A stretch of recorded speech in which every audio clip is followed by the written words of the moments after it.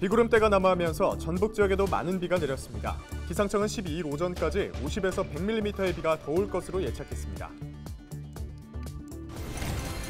군산에 시간당 100mm가 넘는 기록적인 폭우가 내리면서 침수 피해가 잇따랐습니다. 군산 신풍동과 미룡동, 문화동 일대가 물에 잠겼고 주택 천장이 무너져 내렸다는 신고가 접수됐습니다. 전북도가 재난안전대책본부를 비상근무 2단계로 유지하고 혹시 모를 상황에 대비하고 있습니다. 지자체 공무원과 경찰관, 소방대원 등 500여 명이 비상근무 중입니다.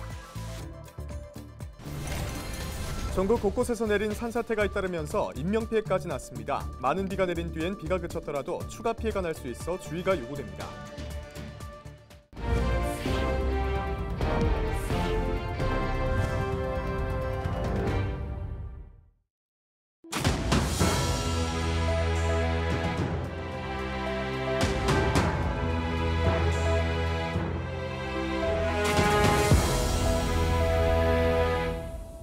여러분 안녕하십니까? 헬로티비 전북뉴스입니다.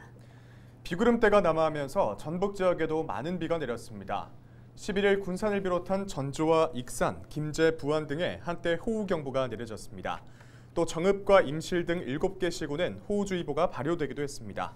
특히 집중호우가 쏟아진 군산의 경우 산사태 위기경보 주의 단계가 발령됐습니다.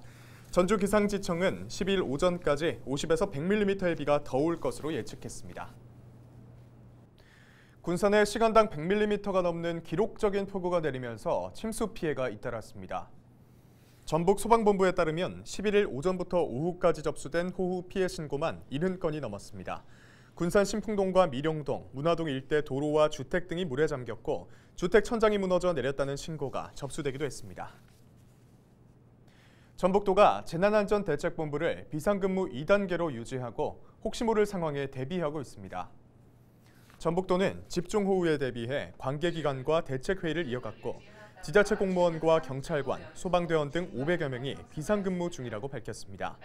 전북도에 따르면 익산 궁얼교와 화평교 등 다리가 통제됐고 도내 60개 탐방로와 3개 항로의 여객선도 통제됐습니다.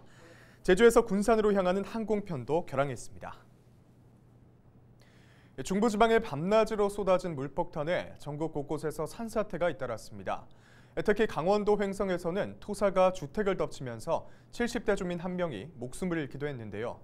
삶의 터전뿐만 아니라 소중한 목숨까지 순식간에 앗아가는 산사태. 이처럼 큰 비가 내린 뒤에는 비가 그친 뒤라도 언제든지 추가 피해가 날 수 있어 주의가 필요합니다. 이다혜 기자입니다. 어마어마한 양의 토사와 잡목이 산간 도로를 가로막았습니다. 산에서 쓸려 내려온 흙탕물과 각종 집기들이 뒤엉켜 마을 진입로는 아수라장이 됐습니다. 집 앞에 세워뒀던 차량은 계곡 앞까지 떠내려갔고 멀쩡했던 도립식 건물은 형체도 없이 찌그러졌습니다. 굴삭기가 쉴 새 없이 도로를 뒤덮은 흙을 퍼나르고 부유물을 걷어내지만 좀처럼 끝이 보이지 않습니다. 산사태가 발생한 시각은 10일 새벽. 고립된 주민 7가구는 폭우 속 불안에 떨어야 했습니다. 사실 비가 많이 와서 피난을 갈까 생각했는데 어제 일기예보상에는 밤에 이렇게 많이 안 오는 걸로 나오더라고요. 그래서 뭐 산사태까지는 생각을 안 했고 좀 자고 있었는데 새벽 1시경에 비가 많이 오는 소리가 나더라고요. 그래서 깨갖고 있다가 보니까 주차장이 없어졌더라고요. 그래서 이제 살펴보니까 산사태가 전부 다 밀고 내려간 거죠. 골짜기에서 쏟아진 거대한 흙더미 때문에 인근 주민들은 꼼짝없이 발이 묶였습니다. 이곳은 어제까지만 해도 계단식 밭과 주택에 딸린 차고가 있던 곳입니다. 하지만 이틀 동안 쏟아진 물폭탄에 현재는 이처럼 토사가 흘러내려 기존의 모습을 알아보기 어려울 정도입니다. 다행히 이 마을 주민들은 고립 6시간 만에 모두 무사히 구조됐지만 산사태로 목숨을 잃은 사례도 있습니다. 지난 9일 낮 12시 50분쯤 강원도 횡성에서 발생한 산사태가 집으로 들이닥치면서 70대 주민 1명이 숨졌습니다. 집중호우가 발생할 경우 산사태 피해가 잇따르고 있지만 사전에 징후를 파악하기는 매우 어렵습니다. 비가 예를 들어서 어저께 엄청나게 많이 왔다 이거 뭐 300mm 막 이렇게 쏟아졌어요. 그러면 그 집안이 그러니까 쉽게 말하면 죽이 된 거예요, 죽. 특히 비가 올 때뿐만 아니라 비가 많이 오고 나서 그 다음에도 굉장히 조심해야 돼요. 비씨 올 때만 이게 산사태가 나는 건 아니에요. 산림청은 이번 중부지방호우로 인해 10일 오후 1시 기준 전국 40개 시구 내 산사태 예보가 발령됐다고 밝혔습니다. 서울 등 중부 지역에 최대 500mm 안팎의 비가 내린 가운데 다음 주까지 비가 더 내릴 것으로 보여 위험 지역 주민들의 각별한 주의가 요구됩니다. 헬로티비 뉴스 이다혜입니다.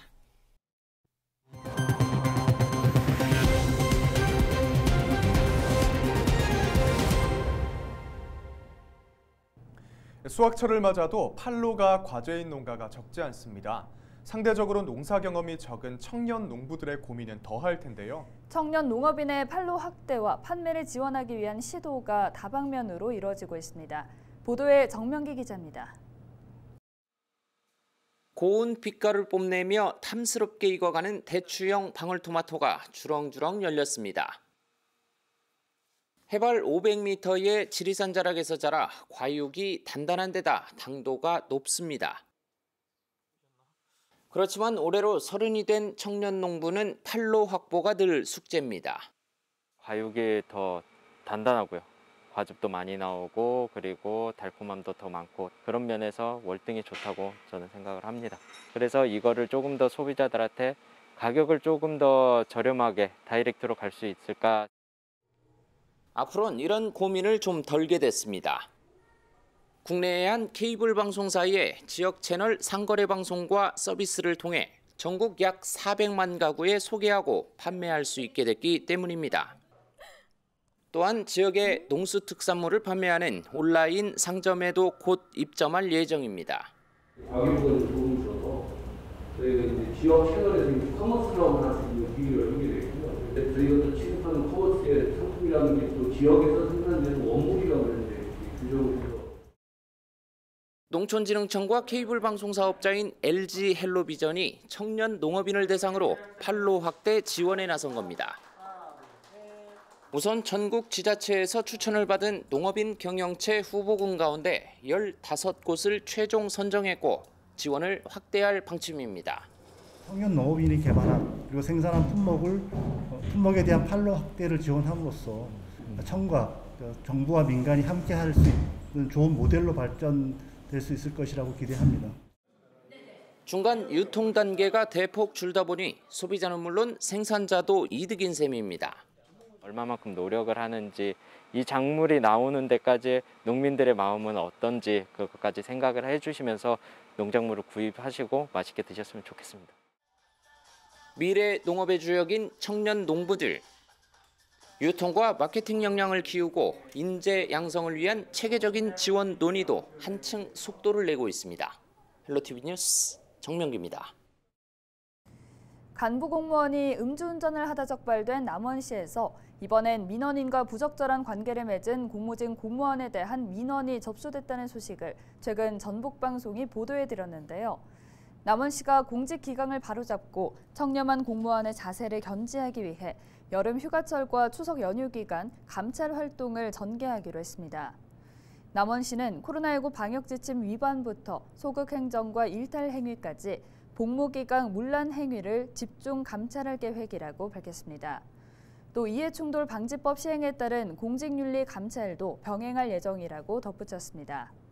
남원시는 음주운전과 성범죄, 금품수수 등 3대 비위 행위는 물론 사회적 물의를 일으키거나 품위를 훼손한 공직자에 대해서도 일벌 100개의 방침을 밝혔습니다.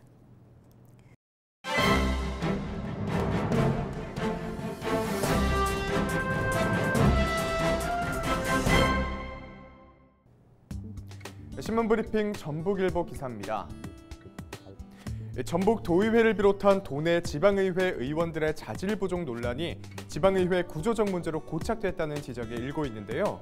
지방의회를 견제할 수 있는 현실적 수단조차 전무하다 보니 전북도의회 등 지방의회에서 일부 의원들의 엽기적 행태는 동료 의원들의 방관이 더해지면서 현재 지방의회는 사실상 자정 능력을 상실했다는 비판이 커지고 있습니다.